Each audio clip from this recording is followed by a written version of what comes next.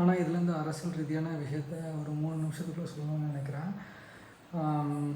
முதல்ல ஐரோப்பியர்கள்லாம் இங்கிலாந்துக்காரங்க, அப்புறம் French, Italy அப்படி சொல்லி அங்கே இருக்கிற எல்லாருமே அமெரிக்காவுக்கு இந்தியாவை தேடி போகிறப்ப அமெரிக்காவை கண்டுபிடிக்கிறாங்க. அங்கே செவிந்தியர்களை பார்க்குறாங்க. அவங்களோட பரிணாம வளர்ச்சிங்கிறது இந்தியர்கள் மாதிரி கிடையாது. இந்தியர்கள் இப்போ தமிழ்நாடு, கேரளா, ஆந்திரான்னு பார்த்திங்கன்னா நம்மெல்லாம் வந்து வணிகம் பண்ணுறதுக்கோ இன்னொருத்தவங்க என்ன பேசுகிறாங்களோ அதை கேட்டுட்டு பேசுகிறதுக்கோ ஒரு தயாரான மனநிலையில் இருந்தோம்.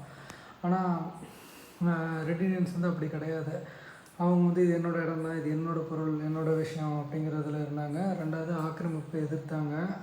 வளர்ச்சிக்கான பாதை இல்லை விட்டு கொடுக்குற தன்மைங்கிறது ரெட் இண்டியன்ஸ்கிட்ட அந்த நேரத்தில் இல்லை. அது இல்லாதனால என்னாச்சு, ரெட் இண்டியன்ஸ் எல்லாத்தையும் கொல்லணும்னு முடிவு பண்ணாங்க. அதுக்கப்புறம் எல்லா கெட்ட இடத்துலையும் ஒரு நல்லவங்க இருப்பாங்க தானே. அப்போ அதை எஸ்கலேட் பண்ணுறாங்க.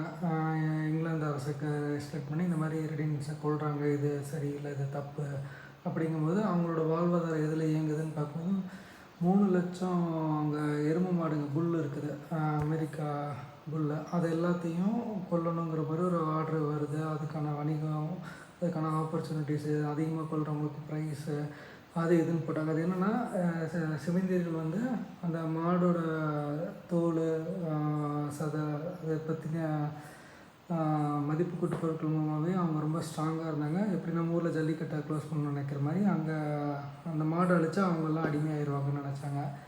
அதே மாதிரி அழித்து 400 சொச்ச மாடுகளை கடைசியில் விட்டாங்க. 30 லட்சம், சரி 3 லட்சம் இல்லை 30 லட்சம் இருந்த மாடை 450 மாடுகளை குறைச்சாங்க. அங்கே இருந்த காட்டு மாடுகள் அது வந்து என்னென்னா சமநிலையை கரெக்டாக வச்சுருந்தது, மண்ணை வளமாக வச்சுருந்தது. மாடு காலி பண்ணோன்னா மக்கள் நிறைய பேர் அரசாங்கத்துக்கு வந்து நாங்கள் உங்கள் அடிமை அப்படிங்கிற மாதிரி வந்துட்டாங்க செவிந்தியர்கள். இன்னும் சில கலாச்சாரங்கள் இருக்கிறப்ப அவங்களெல்லாம் என்ன பண்ணாங்கன்னா, இது உங்கள் இடம்னு சொல்கிறீங்களாடா, இது இனிமேல் உங்கள் இடம் இல்லை, இந்த இடத்த விட்டு போங்கடா, வேறு இடத்துக்கு அவங்கள வந்து மூவ் பண்ணுங்கள், வடக்கு திசையில் இருக்கவங்க தெற்குக்கு போங்க, தெற்கில் இருக்க நார்த்துக்கு போங்க அப்படி இப்படின்னு சொல்லி இது பண்ணியிருக்கிறாங்க. இது ஒன்று.